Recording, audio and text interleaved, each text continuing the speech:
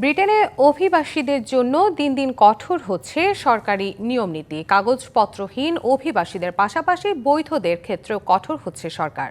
শুধু কনজারভেটিভ নয়, এবার ক্ষমতাসীন লেবার পার্টিও অভিবাসন ইস্যুতে কঠোর অবস্থান নিচ্ছে। এতে সবচেয়ে কঠিন পরিস্থিতির মুখে পড়েছেন অসংখ্য বাংলাদেশি।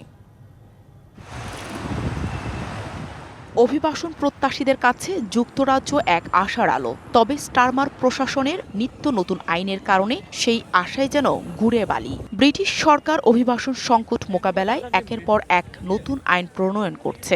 বিশেষ করে অবৈধ অভিবাসীদের বিরুদ্ধে স্টিম রোলার চালাচ্ছে বর্তমান সরকার।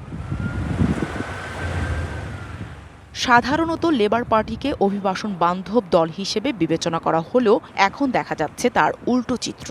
বিশেষজ্ঞদের ধারণা, রাজনৈতিক চাপে পড়েই তারা এখন অভিবাসন নীতিতে কঠোর মনোভাব নিচ্ছে।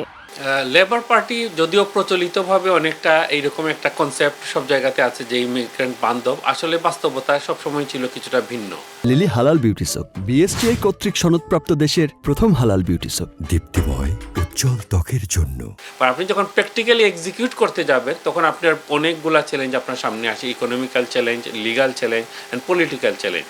এদিকে অবৈধ কর্মী নিয়োগের বিরুদ্ধে হোম অফিসের জিরো টলারেন্স নীতির ফলে রেস্টুরেন্ট মালিকদের মধ্যে ভয় ও উদ্বেগ বাড়ছে। প্রতিষ্ঠানে চলছে ব্যাপক ধরপাকড়। এই নতুন নীতির ফলে জনপ্রতি প্রায় ৬০,০০০ পাউন্ড পর্যন্ত জরিমানার মুখোমুখি হতে পারেন তারা। মালিকরা এখন একদিকে সরকারের জেরার মুখে, অন্যদিকে তাদের ব্যবসা চালানো নিয়ে শঙ্কিত।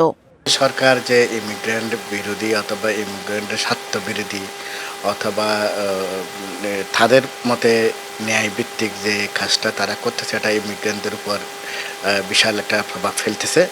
স্বভাব ফেলার একটা কারণ হচ্ছে থেকে ইমিগ্রেন্ট যদি তারা কঠোর করে, এটা ডাইরেক্ট এবং ইনডাইরেক্ট একটা অর্থনীতির উপর প্রভাব ফেলে। কিন্তু কেউ যদি কোনো রেস্টুরেন্টে বা কোনো শপে কাজ করে, যে কাজের পারমিশন নাই বা কাজের পারমিশন আছে বা ওই কাজের জন্য যে অ্যালোকেটেড না, তখন ডিটেক্ট হয়ে গেলে সেই রেস্টুরেন্ট বা সেই শপের বিরুদ্ধে পার পার্সনের জন্য 60,000 সিভিল পেনাল্টি ইম্পোজ করা হয়।